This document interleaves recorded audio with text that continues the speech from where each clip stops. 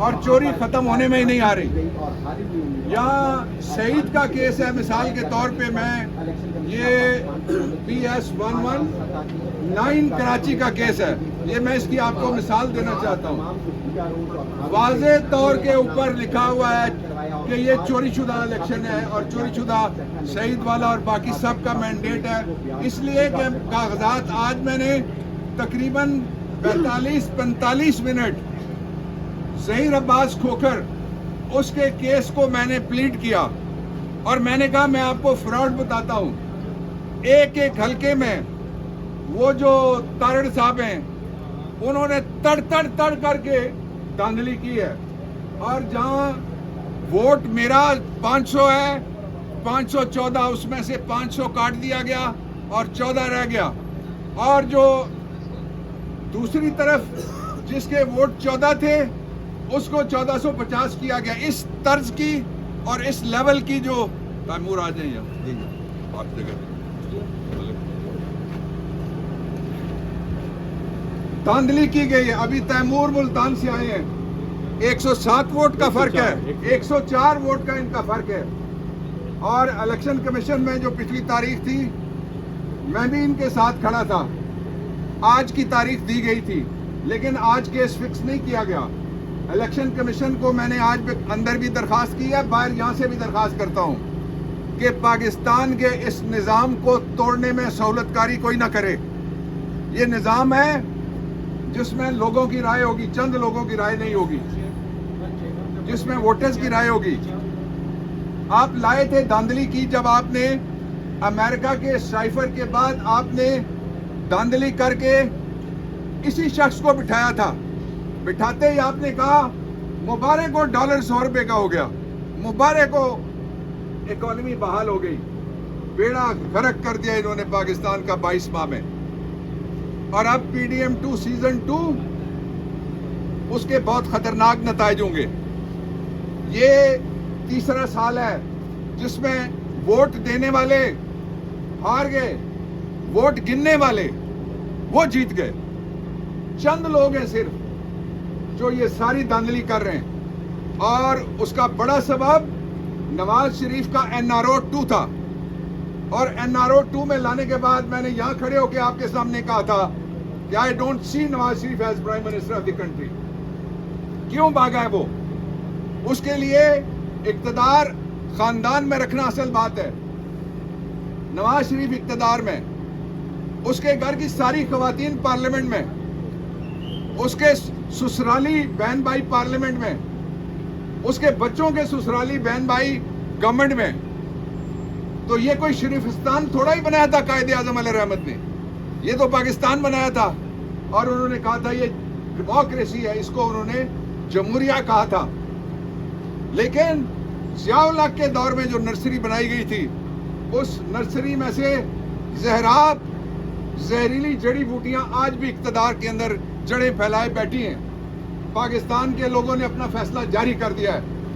8 فروری کو جو عوامی ریفرنڈم ہوا ہے، اس ریفرنڈم کے لیے نہ بلہ تھا نہ بلے باز تھا، اللہ ہی اللہ تھا اور اللہ کے بندے تھے جنہوں نے اللہ کے حکم کے مطابق زمینی خداؤں کو مسترد کیا سب کو، اور ووٹ کے ذریعے سے وہ تبدیلی لائے ہیں. اور جو بیلٹ کے ذریعے تبدیلی لائی گئی ہے اس کو بلٹ کے ذریعے سے اغوا کاری کی جا رہی ہے. ہمارے MNAs گن پوائنٹ پہ اغوا کیے گئے، ہمارے MPAs گن پوائنٹ پہ اغوا کیے گئے. 3 جگہ لیجٹمیٹ حکومت اگر بنتی ہے، آج بنے کل بنے، پاکستان تحریک انصاف کا رائٹ ہے، اور یہ پاکستان کے ان لوگوں کا رائٹ ہے بیسیکلی جن لوگوں نے ووٹ دیے ہیں. 2 ضروری باتیں اور میں کہنا چاہتا ہوں کہ آپ جو مرضی کر لیں، الیکشن 8 فروری والا مانا جائے گا، 9 فروری والا سلیکشن نہیں مانا جائے گا. اور آپ نے دیکھا جو ڈرامہ کرتے تھے، ایک دوسرے کے خلاف باتیں کرتے تھے، نتیجہ کیا نکلا؟ وہ ایک کہتا تھا میں گھسیٹ کے لاہور کی گلیاں رنگین کر دوں گا، کوئٹہ میں گھسیٹوں گا، پشاور میں، کراچی میں. وہ لیٹ ہی گیا ہے. کوئٹہ میں بھی لیٹا، پشاور میں بھی لیٹا، لاہور میں بھی لیٹا، کراچی میں لیٹا. اور لیٹے ہوئے بھی اس نے اپنے ہاتھ سے کمال کی ایک چیز نہیں چھوڑی، چیری بلاسم. وہ اس نے پکی پکڑی ہوئی ہے.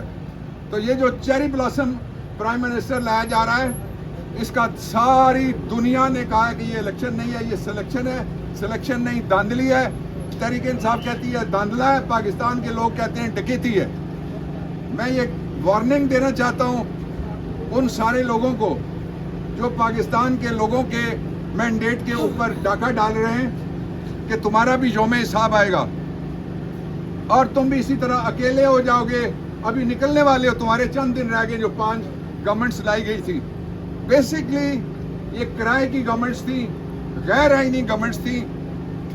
जो ही ये जाएंगी इनके खिलाफ आर्टिकल 6 लगता है और धांधली का जो भी जिम्मेदार है उसके खिलाफ भी आर्टिकल 6 लगता है। और इलेक्शन कमीशन पाकिस्तान का सबसे महंगा पाकिस्तान के खजाने को और पाकिस्तान के लोगों को पड़ रहा है। ये कमीशन इतने पैसे तो कोई पाकिस्तान का दूसरा जो इदारा है जिसका ताल्लुक इंसाफ के साथ है, जिसका ताल्लुक मुसावात के साथ है, जिसका ताल्लुक इलेक्ट्रल सिस्टम के साथ, इतना महंगा इदारा कोई नहीं है। लेकिन इस धांधली को मैं हैरान हूं इस बात पे, इसका नोटिस लेने के लिए अगर कोई सुओ मोटो हरकत में नहीं आ सकता तो आइन में से सुओ मोटो का इख्तियार ख़त्म कर देना चाहिए, क्योंकि पब्लिक इंपॉर्टेंस का इससे बड़ा क्वेश्चन क्या और हो सकता है कि ये 2 वकील खड़े हुए हैं जिनका मैंडेट चोरी हो गया। तो वो जो सारे दोस्त हमारे नारा लगाते हैं काले कोट वाले, तो क्या वही काला कोट जो शरीफों ने पहन के सुप्रीम कोर्ट की बिल्डिंग में वो गए थे जमहूरी हुकूमत के खिलाफ, उसकी बात हो रही है? बाकी काला कोट किधर गया? इसकी इज्जत, इसकी आबरू और वोट की इज्जत किधर गई? नवाज शरीफ, आपसे जो बदला लिया गया है कौम ने लिया है। आप तो 2 सीटें नहीं जीत सके लाहौर में, और जो कराची जिनके हवाले किया गया है उन्होंने कराची को उस हाल पे पहुंचाया जिस हाल पे कराची को हमने जब टेक ओवर किया एज इलेक्टेड गवर्नमेंट, हम वापस लेके आए, उसका अमन व अमान वापस लाए, उसकी रोशनियां वापस लाए, और आज स्ट्रीट क्राइम का राज है। इसलिए कि लोग ये समझते हैं कि गुंडागर्दी के जरिए से इक़्तिदार मिलता है। इसके बावजूद हम आइन का रास्ता अपनाते हैं, हम कानून का और दस्तूर का रास्ता अपनाते हैं, हम कॉन्स्टिट्यूशनल सुप्रीमेसी का रास्ता वो हमने अपनाया हुआ है। लेकिन ये पाकिस्तान के लोगों की कमजोरी ना समझा जाए। अगर इन नताइज को तब्दील ना किया गया और अगर जेन्युइन गवर्नमेंट्स ना बनाएंगी तो गवर्नमेंट्स नहीं चल सकेंगी।